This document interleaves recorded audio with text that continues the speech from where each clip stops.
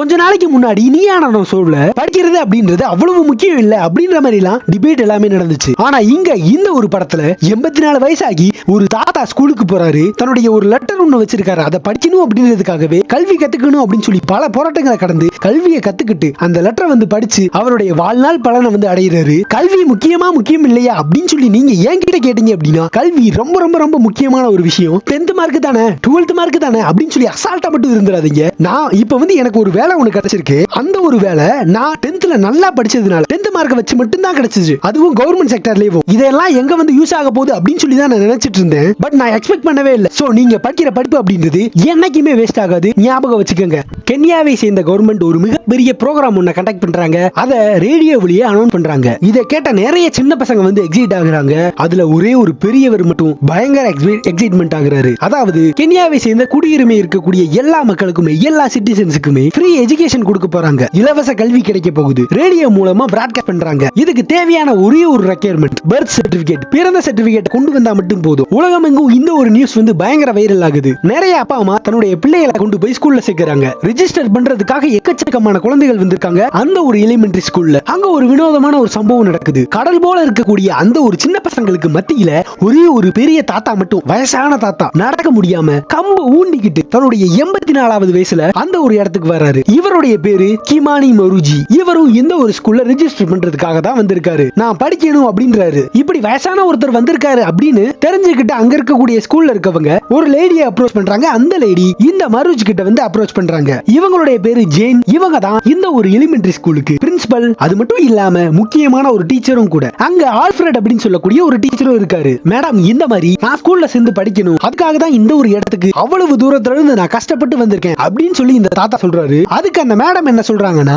Sir தயவு செஞ்சு புரிஞ்சுக்கோங்க, ஸ்கூல் அப்படின்றது சின்ன பசங்க படிக்கிறதுக்கான ஒரு இடம். உங்களை இந்த ஒரு இடத்துல அலோவ் பண்ண முடியாது, தயவு செஞ்சு புரிஞ்சுக்கோங்க அப்படின்னு சொல்லி சொல்றாங்க. ஆனா மருஜி என்ன சொல்றாரு அப்படின்னா, நான் இதுக்கு ஒத்துக்க மாட்டேன். நீங்க ரேடியோல என்ன அனௌன்ஸ்மெண்ட் கொடுத்திருந்தாங்கன்னா, கென்யாவை சேர்ந்த எல்லாருக்கும் தான் ஃப்ரீ எஜுகேஷன். யாரெல்லாம் பர்த் சர்டிபிகேட் வச்சிருக்காங்களோ அவங்க எல்லாருக்குமே தான். சோ இலவச கல்வி அப்படின்றது எல்லாருக்குமே இலவசம் தான். அது குழந்தைகளுக்கு மட்டும்தான், டீனேஜ் பசங்களுக்கு மட்டும்தான் அப்படின்னு சொல்லி யாருமே இங்க பிரிக்க கிடையாது. இத கேட்டுட்டு இருக்கக்கூடிய அந்த ஆல்ஃபிரட் அப்படின்ற அந்த டீச்சர் வந்து காண்டாகிறாரு. என்னடா பெருசு வந்து ஓவரா பேசிட்டு இருக்கு அப்படின்னு. ஆனா அவருக்கு வந்து கல்வியோட முக்கியத்துவம் தெரிஞ்சிருக்கு. இத்தனை வயசு கழிச்சும் நமக்கெல்லாம் இன்னைக்கு வந்து இலவச கல்வி அப்படின்றது ரொம்ப ஈஸியா இருக்கு. கல்வின்றது ரொம்ப ஈஸியா இருந்துச்சு. ஆனா அங்க வந்து அப்படி கிடையாது. மேடம், நீங்க வந்து ஆயிரக்கணக்கான நூத்துக்கணக்கான பேரண்ட்ஸ் வந்து வெயிட் பண்ணிட்டு இருக்காங்க. இந்த பெரிய மனுஷனோட வாக்குவாதம் பண்ணி உங்களுடைய டைம் வேஸ்ட் பண்ணாதீங்க, நான் பாத்துக்கிறேன், நீங்க போங்க அப்படின்னு அந்த ஆல்ஃபிரட் சொல்றான். யோ தாத்தா, நீ படிக்கணும் அப்படின்னா நீ வந்து சொந்தமா புக் வாங்கணும், உனக்கு தேவையான ஸ்டேஷனரி ஐட்டம்ஸ் எல்லாம் வாங்கணும், சரியா அப்படின்னு சொல்லி சொல்றான் நக்கலா அந்த ஒரு ஆல்ஃபிரட் அப்படின்னு சொல்லக்கூடிய அந்த ஸ்டாஃப். அடுத்த நாளே காமிக்கிறாங்க.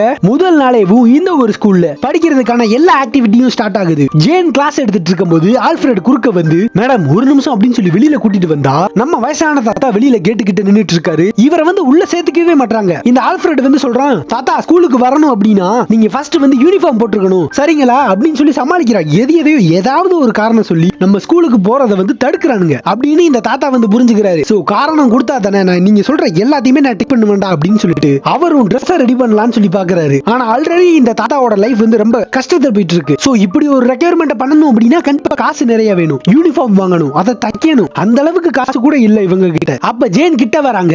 எனக்கு ஒரு விஷயம் தான் புரியல மருஜி, நீங்க ஏன் வந்து இத்தனை வயசு கழிச்சும் இந்த வயசுல ஸ்கூல் படிக்கணும் அப்படின்னு சொல்லி ஆர்வமா இருக்கீங்க, இவ்வளவு ஆர்வமா இருக்கீங்க, இவ்வளவு போராடுறீங்க அப்படின்னு சொல்லி கேட்கும்போதுதான் இந்த தாத்தா சொல்றாரு, நான் படிக்கணும், நான் கத்துக்கணும், நான் வாசிக்கணும் அப்படின்றாரு. எனக்கும் உங்களுக்கு வந்து ஹெல்ப் பண்ணணும் அப்படின்னு சொல்லி ஆசை தான். ஆனா என்னால எதுவுமே பண்ண முடியாது. ஏன்னா இங்க வந்து எக்கச்சக்கமான ஸ்டூடெண்ட்ஸ் வந்து ஆல்ரெடி கத்துட்டு இருக்காங்க, படிச்சிட்டு இருக்காங்க. பல தடவை நம்ம தாத்தாவை வந்து ஏதாவது காரணம் சொல்லி வந்து வெளியில அனுப்பிட்டே இருக்காங்க, நிராகரிச்சுக்கிட்டே இருக்காங்க. அவர் வீட்டுல வளர்க்கக்கூடிய கோழிகள் வளர்ப்பாங்க இல்லையா, அந்த மாதிரி கோழியை வித்து தனக்கான துணி வாங்கணும் அப்படின்னு சொல்லி ரொம்ப தூரமா நடந்து போய் துணி வாங்குறாரு. வீட்டுக்கு வந்து தனக்கு தானே தனக்கு தெரிஞ்ச கைவித்தையெல்லாம் யூஸ் பண்ணி யூனிஃபார்ம் தைக்கிறாரு. ஷூவை தொடச்சுக்கிட்டு ரொம்ப ப்ராப்பரா ஸ்கூலுக்கு போனா இப்ப அக்செப்ட் பண்ணி தானே ஆகணும், தன்னை தானே வந்து மாத்திக்கிறாரு. அடுத்த நாள் காலையில ஒரு சிறுவன் போல பள்ளிக்கூடம் போக போறோம் அப்படின்ற ஒரு ஆசையில ஒரு ஆர்வத்துல காலையில வெள்ளனா எந்திரிச்சு நடக்க ஆரம்பிக்கிறாரு. அவருடைய ஸ்டேஷனரி திங்ஸ் எல்லாத்தையும் எடுத்துக்கிட்டு கையில ஒரு பேக் ஒன்னு போட்டுக்கிட்டு புதுசான ஷூ, புதுசான பேக், புதுசான ஒரு சீருடை அப்படின்னு சொல்லி எல்லாமே இவர்கிட்ட பெர்ஃபெக்ட்டா இருக்கு. என்னடா இந்த மனுஷன் வந்து இத்தனை தடவை வந்து நம்ம ஒதுக்கி விட்டோம், அது சரியில்லை இது சரியில்லைன்னு சொல்லியும் இவர் என்னடா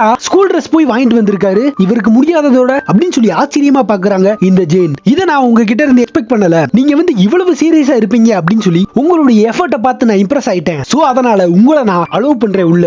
இதுல இருந்து நாம என்ன புரிஞ்சுக்கலாம் அப்படின்னா, நாம போடக்கூடிய எஃபர்ட் கண்டிப்பா நமக்கான பாதைக்குள்ள வந்து கண்டிப்பா வந்து நம்மள யாரும் தடுக்க முடியாது, நம்மள உள்ள விட்டே ஆகணும் நாம போடுற எஃபர்ட்டை பொறுத்து. ஆனா பக்கத்துல இருந்த அந்த ஆல்ஃபிரட் அப்படின்ற அந்த ஒரு ஸ்டாஃப் ஒத்துக்க மாட்டான். இந்த வயசான தாத்தாவை நாம உள்ள சேர்த்தோம் அப்படின்னா பலவிதமான பிரச்சனைகளை வந்து சந்திக்க நேரிடும் மேடம், வேணாம் மேடம் அப்படின்னு சொல்லி அவன் எவ்வளவோ சொல்லி பார்க்கறான். ஆனா நம்ம ஹீரோயின் வந்து கேட்க மாட்டாங்க. இவருடைய ஆர்வத்துக்காகவே வந்து உள்ள அப்படியே கூட்டிட்டு போறாங்க. இந்த மாதிரி 1-2 நல்ல உள்ளங்கள் இருக்கிறதுனால தான் ஊர்ல மழை பெய்யுது. என்ன ரிஸ்கா இருந்தாலும் சரி, நான் தான் இந்த ஒரு ஸ்கூலோட பிரின்சிபல், நான் பார்த்துப்பேன், என்னால சமாளிச்சுக்க முடியும் அப்படின்னு சொல்லி நம்புறாங்க. ரொம்ப ஹாப்பிலியா உள்ள கூட்டிட்டு போறாங்க. ஏன் அப்படின்னா ஜேனோட இயல்பான கேரக்டர் என்ன அப்படின்னா ரொம்ப கைண்ட் ஹார்ட்டடான ரொம்ப ஒரு குட் பர்சன் அப்படின்னே சொல்லலாம். அது மட்டும் இல்லாம அவங்களுக்கு நல்லாவே தெரியும் எஜுகேஷனோட முக்கியத்துவம் என்ன அப்படின்னு. இந்த ஜேனோட ஹஸ்பண்டோட பேரு சார்லஸ். இவங்க சொல்றாங்க, நான் இந்த நாட்டுக்கு வந்து இப்படியாச்சும் கல்வியை கொண்டு வரணும் அப்படின்னு சொல்லி சொல்றாங்க. அந்த சார்லஸ் சொல்றாரு, நாம நம்ம லைஃப பார்க்கலாமே, ஏன் வந்து இந்த மாதிரி நாடு நாடு அப்படின்னு சொல்லி திரியிற அப்படின்னு சொல்லி அவர் தடுத்தாலும் இவங்க வந்து பண்ணியே ஆவே அப்படின்னு சொல்லி இறங்கி இந்த ஒரு பொசிஷனுக்கு வந்திருக்காங்க பிரின்சிபலா. ஸ்கூலுக்கு இந்த மாதிரி தாத்தா வந்திருக்காரு படிக்கிறதுக்கு அப்படின்னு சொல்லி எல்லா குழந்தைகளும் சிரிக்கிறாங்க இவரை பார்த்து. இவர் இந்த அசிங்கம் எல்லாம் பாக்குற மாதிரி தெரியல. எல்லா குழந்தைகள் முன்னாடியும் போய் நின்னு எல்லாருக்கும் வணக்கம் சொல்லிட்டு இவரும் அவங்களோட சேர்ந்துக்கிட்டு ஜாயின் பண்ணிக்கிறாரு. ஃபர்ஸ்ட் லெசன் ஆரம்பிக்குது. என்னதான் ஃபர்ஸ்ட் டைம் ஸ்கூலுக்கு போயிருந்தாலும் ரொம்ப ஆர்வத்தோட இங்க வந்திருந்தாலும் அவரால வந்து ஒரு பென்சில கூட பிடிக்க முடியல சரியா, ஏன்னா வயசாயிருச்சுல. இத பார்த்த ஜெயின் உடனடியா கிட்டக்க வந்து அவருக்கு பென்சிலை எப்படி பிடிக்கணும் அப்படின்னு சொல்லி கொடுக்குறாங்க. நம்ம தாத்தா ரொம்பவே சந்தோஷம், ரொம்ப ஹாப்பி. ஏன்னா அவரால அந்த ஒரு இனிஷியலான அந்த ஒரு லெசனை ரொம்ப ஈஸியா கேப்சர் பண்ணிக்க முடியுது. அவரால நல்லாவே அந்த ஒரு லெசனை புரிஞ்சுக்க முடியுது. நம்ம தாத்தாவும் ரொம்ப சந்தோஷத்தோட முதல் நாள் கிளாஸை முடிச்சு அப்படியே சந்தோஷமா நடந்து வந்துட்டு இருக்காரு. அத அங்க காமு அப்படின்னு சொல்லக்கூடிய ஒருத்தர் பாக்குறாரு. நம்ம பையன் படிக்கிற ஸ்கூல்ல இந்த ஆள் என்னடா பண்ணிட்டு இருக்கான், இவனும் படிக்கிறானோ அப்படின்ற டவுட் வருது அவருக்கு. ஓ, இவரும் அந்த ஸ்கூல்ல தான் படிக்கிறாரு போல, தன்னுடைய பையன் மாதிரியவும் அப்படின்னு சொல்லி அதுக்கப்புறம் தான் தெரிய வருது. இந்த ஆளால இப்படி ஒரு தாத்தா வந்து ஸ்கூல்ல போய் படிக்கிறத அக்செப்ட் பண்ணிக்கவே முடியல. நம்ம தாத்தாவோட ஃப்ரெண்ட்ஸ் குரூப் அவங்க எல்லாருமே வந்து கிண்டல் பண்றாங்க, டேய் மச்சான் என்னடா வயசான காலத்துல போய் ஸ்கூல் போயிட்டு இருக்க அப்படின்னு. வீட்டுக்கு வந்த உடனேவும் அவருடைய ஆர்வம் வந்து குறையவே இல்ல. ஸ்கூலோட ஹோம்வொர்க் எல்லாத்தையும் பண்றாரு, இன்னைக்கு படிச்ச எல்லாத்தையுமே ரிவைஸ் பண்றாரு. இவர் வீட்டுக்குள்ள உட்கார்ந்து இருக்கும்போது யாரோ ஒருத்தர் வந்து வெளியில வந்து கதவை டம்மு டம்மு டம்முன்னு தட்டிட்டு இதுக்கப்புறமா ஸ்கூல் பக்கம் வந்து போற வேலையை வச்சுக்கிறாத அப்படின்ற மாதிரி சொல்லிட்டு போறான். அடுத்த நாள் காமிக்கிறாங்க, லெசன் தொடங்குது. ஆனா இன்னைக்கு நம்ம தாத்தாவால நிறைய விஷயங்களை வந்து புரிஞ்சுக்க முடியல, அவரால ஃபோக்கஸ் பண்ண முடியல ஸ்டடீஸ்ல. இந்த டீச்சர் பாடம் நடத்திட்டு இருக்கும்போது முன்னாடி வாங்க அப்படின்னு சொல்லி கூப்பிட்டு இருப்பாங்க. ஆனா அவருக்கு வந்து காதும் சரியா கேட்காததுனால அவர் பாட்டுக்கு அப்படியே இருக்காரு. அந்த ஆல்ஃபிரட் அப்படின்னு சொல்லக்கூடிய அந்த ஒரு ஸ்டாஃப் இந்த ஸ்டூடெண்ட்ஸோட எல்லா பென்சில் எல்லாமே கரெக்டா இருக்கா, நீட்னஸா இருக்கா அப்படின்னு சொல்லி செக் பண்ணிட்டே வந்துட்டு இருக்கும்போது இப்ப நம்ம தாத்தாவோட டர்ன். அவருடைய பென்சில் வந்து அப்படியே ஒரு மாதிரி டல்லா இருக்கு, ஐ மீன் ரொம்ப ஷார்ப்பா இல்ல, ஷார்பன் பண்ணுங்க அப்படின்னு சொல்லி சொல்றாங்க. ஷார்ப்னர் நல்லா இருக்கே, நம்ம சேனல் பேரை விட ஃபிலிம் ஷார்ப்னர் அப்படின்னு சொல்லி மாத்திடுறோமா, ஃபிலிம் ஷார்ப்னர். சரி ஓகே, கொஞ்ச நாள் கழிச்சு அதை முடிவெடுப்போம். அந்த பென்சிலை வந்து அவர் பாத்துக்கிட்டே இருக்காரு, இதை ஷார்பன் பண்ணுங்க அப்படின்னு சொல்லியும் அவர் அதை கேட்காம அப்படி பாத்துக்கிட்டே இருக்காரு. அப்படியே கட் பண்ணா ஸ்கூலுக்கு வெளியில இந்த தாத்தாவும் ஜேனு ரெண்டு பேருமே வந்து வெளியில உட்கார்ந்து இருக்காங்க. அவருக்கு பாஸ்ட்ல நடந்த ஏதோ ஒரு விஷயம் அவருடைய மைண்ட்ல வந்து ஓடிட்டே இருந்திருக்கு. எதுவா இருந்தாலும் பரவாயில்ல, நம்மளால சமாளிக்க முடியும், உங்களால படிக்க முடியும், கத்துக்க முடியும், எந்த ஒரு பாஸ்ட் நினைச்சும் ஃபீல் பண்ணாதீங்க அப்படின்னு சொல்லி இந்த ஜேன் இவங்க மோட்டிவேட் பண்றாங்க. கையில ஒரு பிரேஸ்லெட் ஒன்னு இருக்கு, இதை பார்த்த உடனே இது என்ன அப்படின்னு சொல்லி கேட்கும்போது இப்பதான் நம்ம தாத்தாவோட பாஸ்ட பத்தி சொல்றாங்க. பிரிட்டிஷோட காலனி ஆதிக்கத்துக்கு அகைன்ஸ்டா ஒரு ரெபலியனா, ஒரு புரட்சியாளனா, ஒரு போர் வீரனா இருந்தவர் தான் நம்ம தாத்தா. நிலமே எங்கள் உரிமை அப்படின்னு சொல்லி பல போராட்டத்தை நிகழ்த்தி இருக்காரு.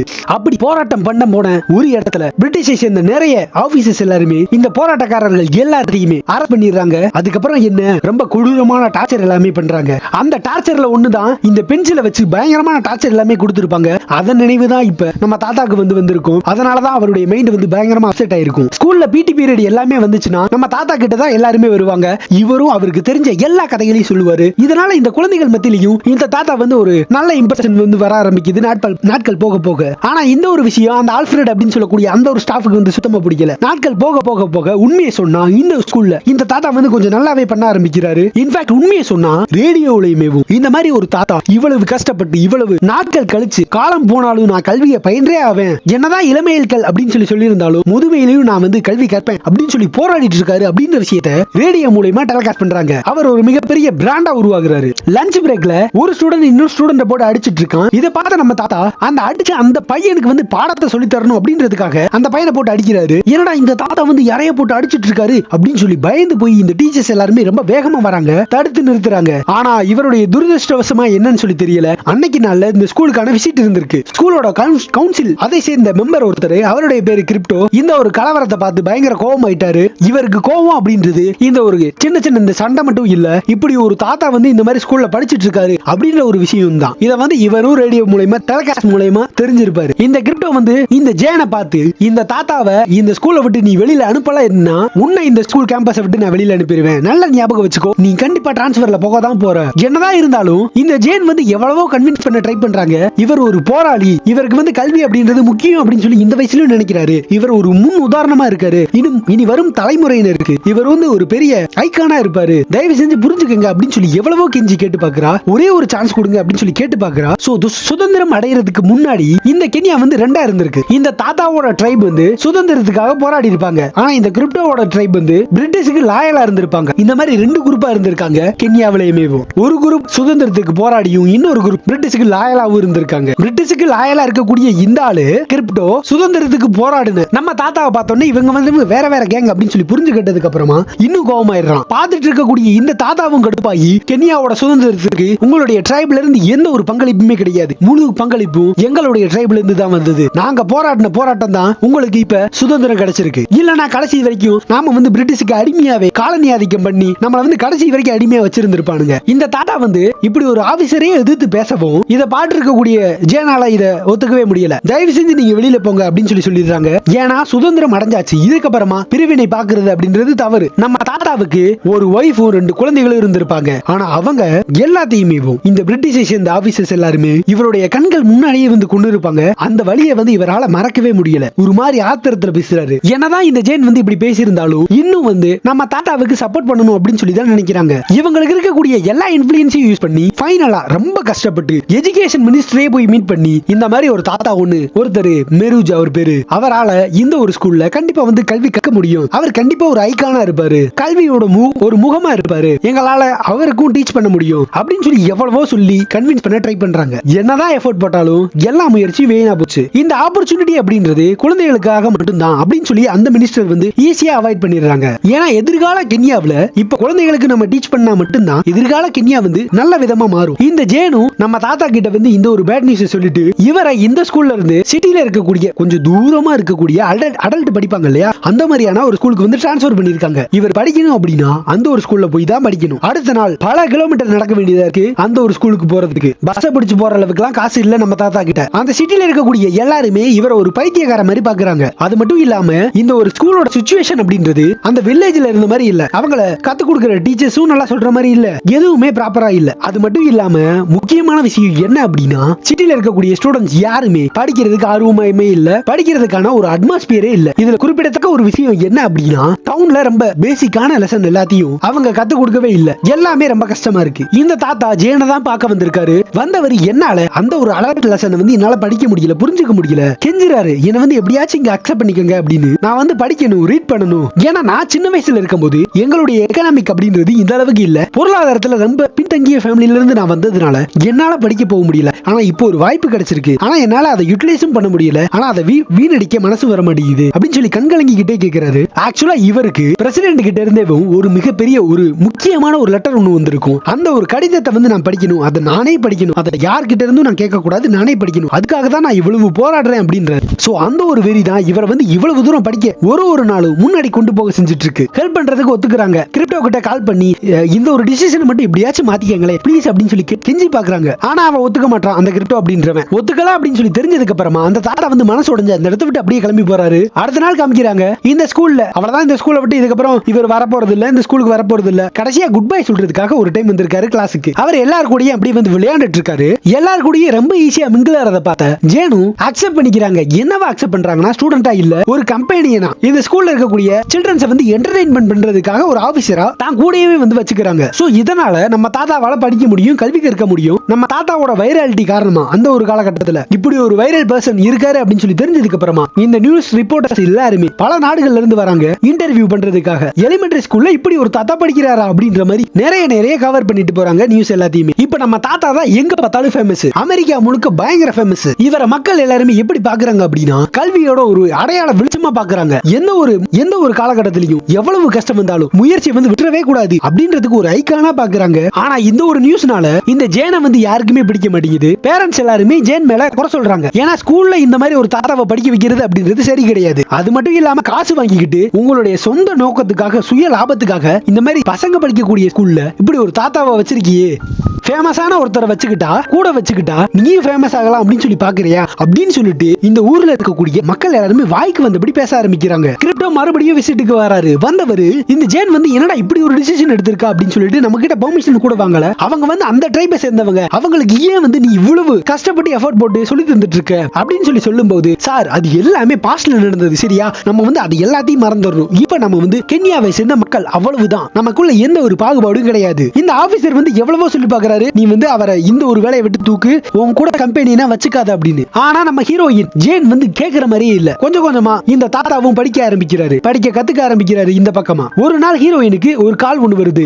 அவங்களை யாரோ வந்து மிரட்டுறாங்க, பிளாக்மெயில் பண்றாங்க, டெரரைஸ் பண்றாங்க. நீங்க அந்த கட்சியை சேர்ந்தவங்க, நீங்க இந்த மாதிரி காசு வாங்கிட்டு தான் இந்த மாதிரி அந்த தாத்தாவுக்கு உதவி செஞ்சுட்டு இருக்கீங்க, இது எல்லாமே ஃபேமஸுக்காக தான் பண்றீங்க, உங்களை நாங்க கொன்றுவோம் அப்படின்ற மாதிரி பிளாக்மெயில் எல்லாமே வருது. சோ வீட்ல போய் தனியா இருக்க முடியாது இல்லையா, அதனால தன்னுடைய ஹஸ்பண்டுக்கு வந்து கால் பண்றாங்க, தயவு செஞ்சு இன்னைக்கு வீட்டுக்கு வாங்க, எனக்கு ஒரு மாதிரி பயமா இருக்கு அப்படின்னு சொல்லி சொல்லும்போது, இவளுக்கு இருக்கக்கூடிய இந்த ஒரு பிரச்சனை அப்படின்றது இந்த இடத்துல மட்டும் நின்று போகல. இவர்கிட்டயுமே யாரோ நிறைய பேர் வந்து தப்பாலா சொல்லி வச்சிருக்காங்க, உன் பொண்டாட்டி இந்த மாதிரி நிறைய ஆம்பளைங்க கூட வெளியில சுத்திட்டு இருக்கா அப்படின்னு. முக்கியமா ஒரு பெருசு கூட இந்த ஸ்கூல்ல படிக்கக்கூடிய ஒரு பையனோட அப்பா வந்து இந்த இடத்துல இந்த ஸ்கூல்ல வந்து நின்னுக்கிட்டு நம்ம தாத்தாவை உள்ள விட மாட்டாரு, நீ மீடியா கிட்ட பணம் வாங்கிக்கிட்டு தான் இந்த மாதிரி பாப்புலாரிட்டிக்காக பண்ணிட்டு இருக்க, தயவு செஞ்சு இந்த இடத்த விட்டு ஓடி போயிரு, இல்லனா உன்னை கல்லால் அடிச்சே கொள்ளுவேன் அப்படின்னு சொல்லி மிரட்டுறான். நான் உன்னை உள்ள விடணும் அப்படின்னா எனக்கு நீ ஷேர் கொடு அப்படின்னு சொல்லி வெக்கமே இல்லாம கேட்கிறான். இந்த தாத்தா வந்து அதுக்கு ஒத்துக்கவே இல்ல. அதனால இந்த ஊர்ல இருக்கக்கூடிய நிறைய ஆளுங்களை வந்து திரட்டிக்கிட்டு தாத்தாவை அடிக்கிறதுக்காக ஆளை திரட்டிட்டு போறான். ஒரு நாள் இந்த ஜேனோட ஸ்கூலை கம்ப்ளீட்டா வந்து அட்டாக் பண்றாங்க.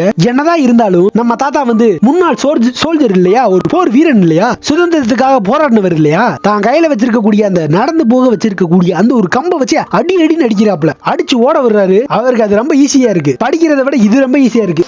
பயந்துகிட்டே ஒரு சின்ன பையன் மட்டும் வேடிக்கை வெளியில நின்று பார்த்துட்டு இருக்கான். இதை பார்த்த தாத்தா வந்து அவனை வந்து கூட்டிட்டு வராரு. அதாவது இந்த பையனோட அப்பா தான் ஆளுங்க எல்லாத்தையும் ஏவி விட்டு அடிக்க வந்தது. இந்த சின்ன பையன் நம்ம தாத்தாவுக்கு எப்படி நம்பர்ஸை வந்து ஞாபகம் வச்சுக்கிறது, எப்படி நம்பர்ஸை மனப்பாடம் பண்றது, மெமரைஸ் பண்றது அப்படின்னு சொல்லி நிறைய வந்து கத்து கொடுக்குறான். தாத்தா வந்து மோட்டிவேட் ஆகுறாரு. அவரால் முடிஞ்ச அளவுக்கு அந்த நம்பர்ஸ் எல்லாத்தையுமே ரிமைண்ட் பண்றதுக்கு, ஞாபகம் வச்சுக்கிறதுக்கு எஃபோர்ட் போடுறாரு. தாத்தா கண்டிப்பா நீ ஒரு நல்ல ஸ்டூடெண்டா வருவ அப்படின்னு சொல்லி சொல்றான் அந்த சின்ன பையன். ஒரு நாள் ஒரு லெட்டர் ஒண்ணு வருது நம்ம ஜேனுக்கு.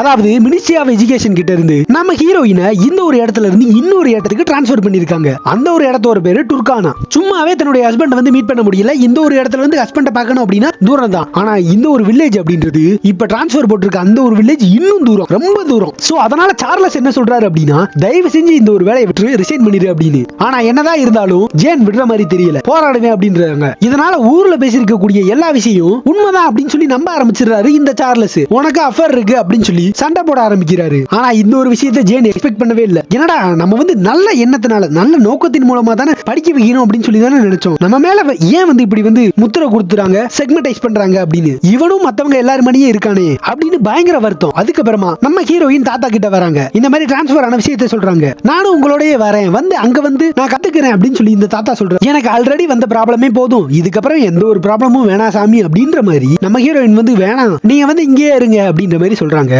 கண்டிப்பா நீங்க நாளைக்கு என்னுடைய ஃபேர்வெல் வந்து ஸ்கூல்ல நடக்க போகுது, அதுக்கு கண்டிப்பா வாங்க அப்படின்னு சொல்லி இன்வைட் பண்றா. அடுத்த நாள் ஃபேர்வெலும் நடக்குது. அங்க இருக்கக்கூடிய மொத்த குழந்தைகளுமே இப்படி ஒரு டீச்சர் வந்து இந்த ஒரு இடத்தை விட்டு இன்னொரு இடத்துக்கு போறாங்களே அப்படின்னு சொல்லி பயங்கரமா ஃபீல் பண்றாங்க, வருத்தப்படுறாங்க. நிறைய குழந்தைகள் ரொம்ப கியூட்டா அங்க இருக்கக்கூடிய பூக்கள் எல்லாத்தையுமே பறிச்சு வந்து ஒரு ஃபேர்வெல் கிஃப்டா வந்து கொடுக்குறாங்க, அவங்களுடைய அன்பின் வெளிப்பாடா. ஆனா அன்னைக்கு இந்த ஸ்கூலுக்கு நம்ம தாத்தா வரவே இல்லை. தூரத்துல இருந்து அந்த ஒரு ஃபேர்வெல் வந்து பாக்குறாரு. தூரத்துல இருந்து இந்த கிரிப்டோ அப்படின்றவரு எல்லாரும் முன்னாடியுமே அனௌன்ஸ் பண்றாரு, கிரேஸ் அப்படின்னு சொல்லக்கூடிய புது பிரின்சிபல். இந்த ஒரு விஷயம் அங்க இருக்கக்கூடிய டீச்சர்ஸுக்கும் சரி ஸ்டூடெண்ட்ஸ் யாருக்குமே பிடிக்கல.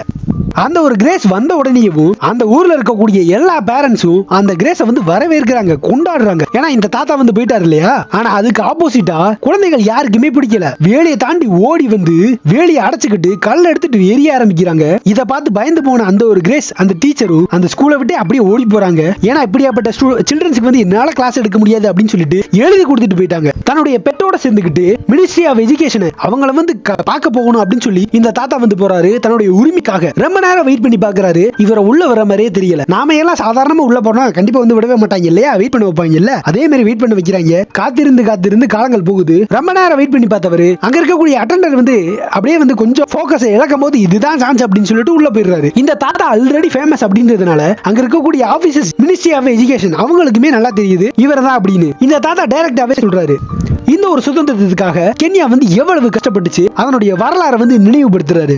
நல்லா ஞாபகம் வச்சிருக்கங்க, இந்த ஒரு இடத்துல நீங்க இருக்கீங்க இல்லையா, இந்த ஒரு சோகத்துல எல்லாத்துலயுமே இதுக்கு முன்னாடி ஒரே ஒரு ஆளோட போட்டோ மட்டும் தான் இருந்துச்சு. அது இங்கிலாந்தை சேர்ந்த அந்த கியூன் இளவரசியோட போட்டோ மட்டும் தான் இருந்துச்சு. நம்ம நாட்டோட தியாகிகள் யாரோட போட்டோவும் இல்ல, எந்த ஒரு மகானோட போட்டோவும் இல்ல. ஆனா இப்ப நாம வந்து சுதந்திரம் அடைஞ்சிருக்கோம். அடைஞ்சதுக்கு அப்புறமா தான் இவங்களுடைய போட்டோவே நம்மளால மாட்ட முடிஞ்சிச்சு. அப்படியே எல்லாரும் அமைதியாகிறாங்க. சட்டையை கலத்துறாரு, தன்னுடைய தழும்புகள் எல்லாத்தையும் காமிக்கிறாரு. நான் எவ்வளவு கஷ்டப்பட்டு இந்த ஒரு இடத்துக்கு வந்திருக்கேன் அப்படின்னு. இது எல்லாமே அந்த ஒரு பிரிட்டிஷ் காலனி ஆதிக்கம் பண்ணும்போது நான் பண்ண போராட்டத்துல எனக்கு கிடைச்ச பரிசு அப்படின்றாரு. தழும்புகள் எனது நினைவு சின்னம், தியாகமே எனது உயிர். ஆனா என்னதான் இருந்தாலும் ஒரு டீச்சருக்கு வந்து இந்த மாதிரி அன்ஃபேர் நடக்கவே கூடாது. அவங்க என்ன நினைச்சாங்க, போராடினாங்க, புதிய தலைமுறையை உருவாக்க சில்ட்ரன்ஸ் எல்லாத்துக்குமே பாடம் கத்து கொடுத்தாங்க. தயவு செஞ்சு அவங்களுடைய பழைய ஸ்கூலுக்கேவும் அந்த டீச்சரை மட்டும் மாத்தி விடுங்க அப்படின்னு சொல்லி ரெக்வெஸ்ட் பண்றதுக்கு தான் வந்திருக்காரு. இது என்னுடைய வேண்டுகோள் அப்படின்றாரு. அந்த ஒரு ரூம் விட்டு அப்படி கிளம்பி போறாரு. நாட்கள் கடந்து போகுது. ஒரு நாள் ஸ்கூல்ல இருக்கும்போது இந்த தாத்தா பாக்குறாரு, இவருடைய போராட்டம் வந்து வீண் போகல. ஜேன நம்ம ஹீரோயின் இந்த ஒரு ஸ்கூலுக்கே வந்து மறுபடியும் மாத்தி விட்டுட்டாங்க. இந்த தாத்தாவுக்கும் மத்த எல்லா ஸ்டூடெண்ட்ஸுக்கும் பயங்கரமான ஹாப்பி. எல்லா ஸ்டூடெண்ட் ஓடி வந்து வரவேற்கிறாங்க.